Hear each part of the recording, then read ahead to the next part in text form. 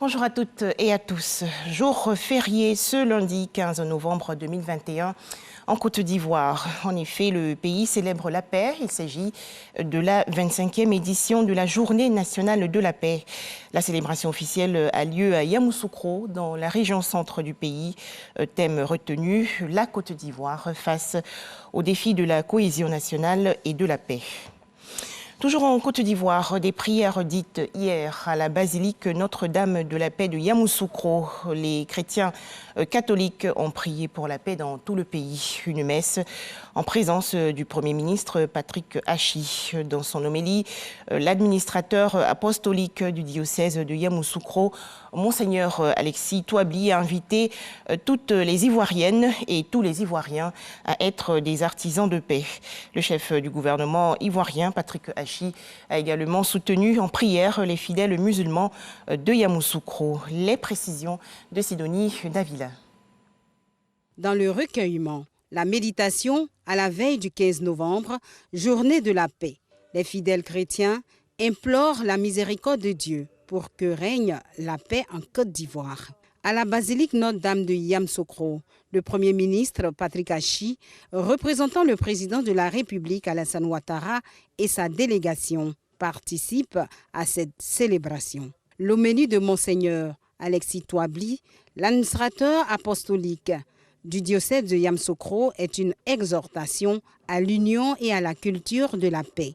La vocation de la Côte d'Ivoire est d'être un pays de paix. Car la paix fait partie de notre culture. La violence n'est pas en nous. Et nous devons tous prendre le chemin de la paix.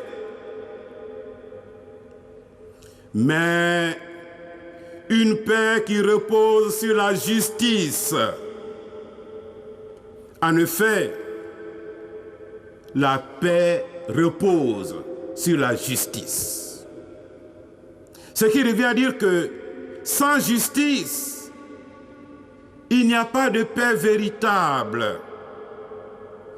La paix est l'œuvre et le fruit de la justice. Un message en accord avec celui du pape relayé par le nonce apostolique.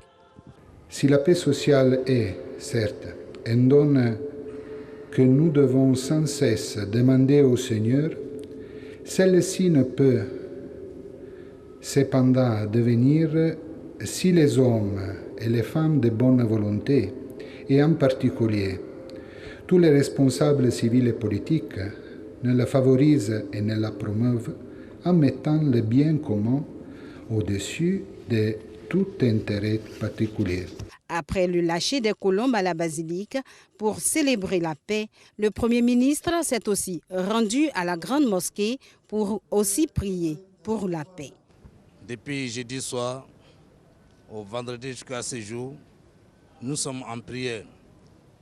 On a l'intégralité des Saint-Coran, Yassine, Del Khairat. Rien que pour la paix, pour notre beau pays. Et prions aussi pour nos dirigeants, à ce que Dieu a confié la Côte d'Ivoire. On a prié pour que Allah le guide, Allah les éclaircit, pour savoir supporter la charge qu'on les a donnée. Dans la cité de la paix, Yamoussoukro, à l'église comme à la mosquée, les prières s'intensifient pour une Côte d'Ivoire unie, une cohésion nationale. En image, la situation au Burkina Faso. Au moins 19 gendarmes et un civil sont morts hier dans une attaque armée à Inata, dans la région nord du pays.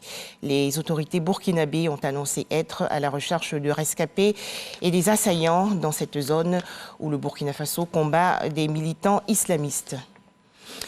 L'Union européenne va-t-elle prendre des sanctions contre le Mali? La France, en tout cas, plaide aujourd'hui à Bruxelles, en Belgique, pour l'adoption de sanctions européennes contre la junte au pouvoir au Mali, dans la foulée de celles annoncées par la Communauté économique des États de l'Afrique de l'Ouest, la CEDEAO.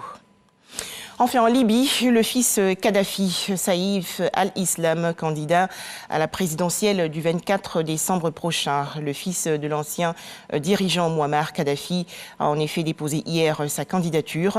Cette candidature du deuxième fils de Mouammar Kadhafi, faut-il le préciser, n'est pas une surprise, tant Saïf al-Islam avait déjà fait part de ses intentions. Voilà, c'est la fin de ce flash d'information. Rendez-vous à 13h dans le cadre du journal.